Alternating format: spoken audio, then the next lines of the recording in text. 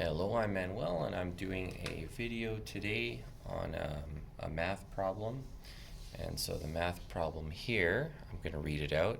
Lucas lives nearby a calm stretch of the Cowichan River.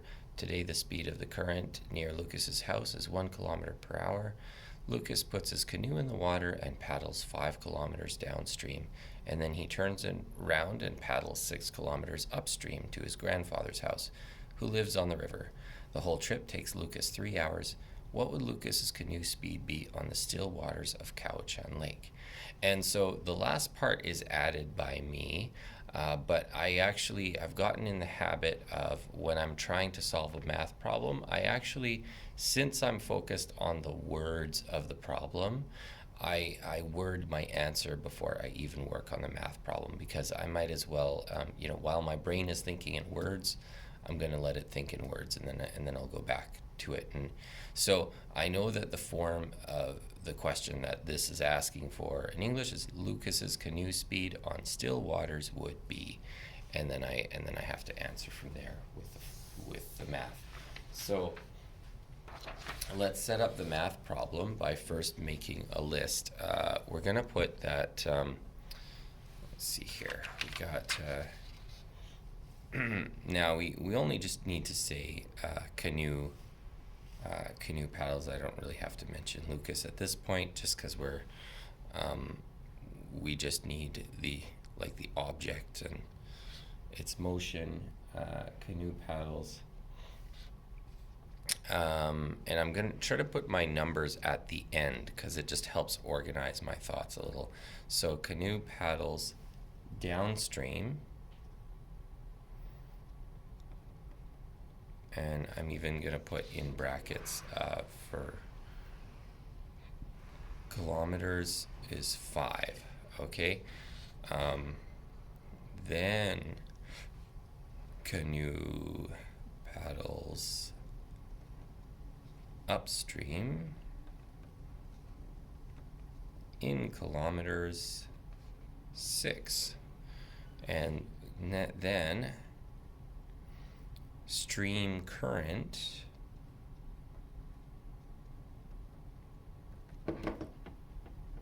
is 1 kilometer in kilometers per hour is 1. We also know it's 1 over 1. It's 1 kilometer over an hour, but we know that converts to the number 1. So at this moment, either one will do, the fraction or the expression, but we'll see that in a moment the expression serves us better. Sorry, the solid number, whatever you might call that. Okay, and then is there any other relevant information? Yes.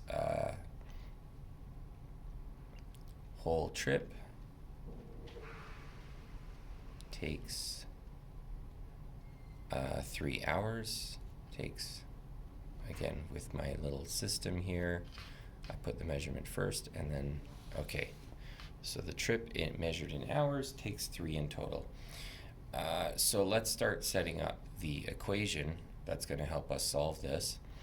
And the first thing we'll notice, we have a couple of different measurements. We have measurements for distance, we have measurements for time, and we need to make them all equivalent in order to solve something from the formula. There has to be logic between where do we put distance, where do we put time. And so one of the formulas we use time equals distance over speed. And speed actually just equals distance over time. Once you have the measurements of distance and time, you have everything else. But we can use these. So, I mean, basically, you can say that time equals distance over time. But now we have a way to convert everything so that even the distances are in terms of time. So Okay, everything, let's say because the whole trip takes 3 hours, that's like all of it is equal to 3. And we know that the two different trips are going to be measured differently. Even though it ends up being one trip, there's one that goes downstream and one that goes upstream, and some of those measurements we don't know. So let's make them separate entities for now, if that makes sense, separate terms. So there's a trip that goes 5 kilometers and a trip that takes 6 kilometers.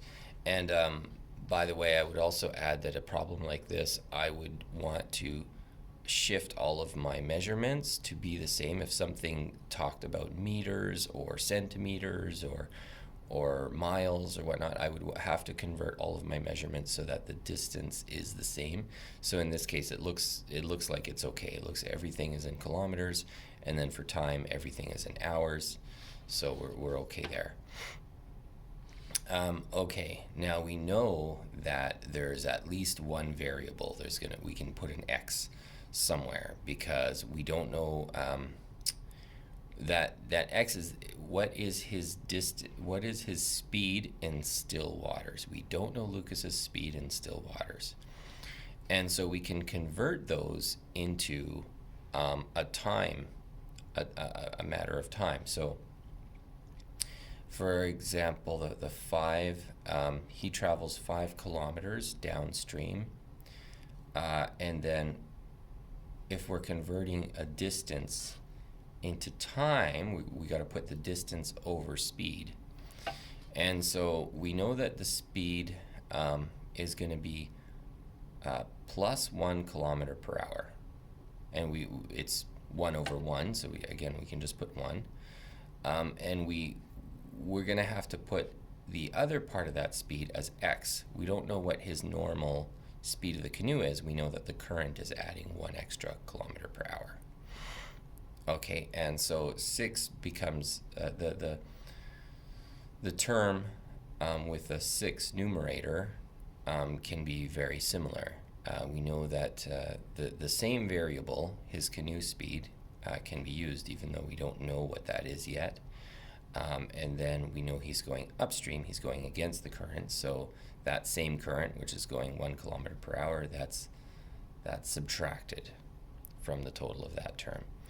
Okay, and so we don't have to do anything with the 3 because it's already representing time, and now these terms also represent time. So now we have our setup, and we just need to do a little bit of algebra to solve for x. Okay, so let's start solving that. 5 x minus 1, take the numerator from the opposite side, plus 6 x plus 1 equals 3, and then I'm going to have to take the denominator from both sides there.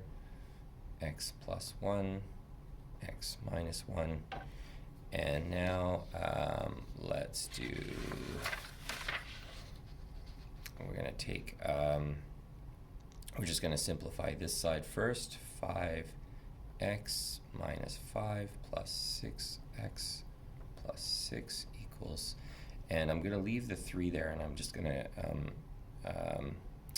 solve for I'm going to multiply those there's two multiples together. Okay, so x squared minus 1, it ends up being. Okay, and now we can combine some like terms.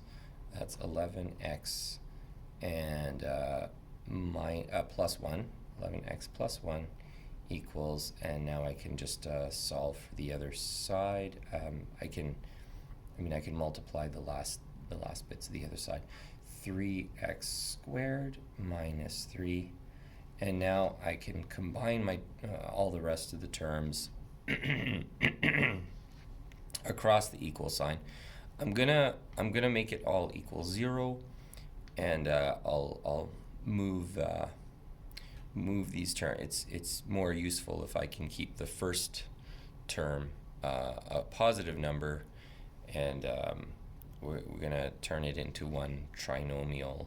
So 3x squared minus 11x, and then moving the plus 1 over, it can be added to the, it's going to be combined with the 3, but that on the other side it's a negative number, so that's minus 4, and that all equals 0. So what else do we got here? Now we can factor this, and to factor it, I won't go into a lot of detail how I'm doing this, but I do know that 11x can also mean, so I'll start with the 3x squared, and 11x can also mean negative, like minus 12x plus x. It means the same thing, and then minus 4 equals 0. And so now I have something that can factor more cleanly. So I've got, I'm going to put 3x outside. Brackets is x minus 4, and then plus 1, representing that plus 1x. And then it's going to end up the same, x minus 4. And so when I do that, it means I can eliminate something because they're both the exact same term. And because I'm only looking for a ratio, I don't need to, I actually, because it's all equaling 0, it works. I could try to explain that a little bit better, but it basically all works. 3x plus 1, so that's going to be 1 bracket, because now that little orphan can join over there. And then I'm just going to take one of these terms, x minus 4. Okay, so basically, like with any equation with exponents, often solving for the variable, we end up with multiple answers. And so x is going to equal either one thing or another. And we know that 3x plus 1 can combine into a fraction, which is 1 over 3. And if we were to say x equals that number, it's going to be a negative number. X equals negative a third. And so we already know this wouldn't make sense, because if we're talking about a canoe speed going forward, a negative number indicating that it's going backward just wouldn't really make sense. So let's look at the other one, x minus 4. So the 4 gets moved to the other side of the equal sign, and then x equals 4. Okay, so that's our solution set for x, and there's only one that I really want to test. The other one is not possible, but let's test it. So 5 over 4, now I'm plugging in for x, plus 1, and then we add 6 over x, plugging in for x, minus 1 equals 3. Oops. Okay, so let's simplify that. That's 5 over 5 plus 6 over 3 equals 3. And so that's basically 1 plus 2 equals 3. So that checks out. So we can actually pretty much assume. Now, x, I didn't explicitly say this. I should have put, like, after the solution set, x equals 4 and then question mark. And so because I know it solves here, I'm just going to say x equals 4 and circle it. Okay, so what does the 4 mean? That's the speed in still waters. And so that's actually a fraction, even though it's 4 over 1, so it doesn't really need to be expressed as a fraction, but we can go back to our problem. Lucas's canoe speed on still waters would be 4 kilometers per hour. Okay, that is my solution for that problem. Thank you.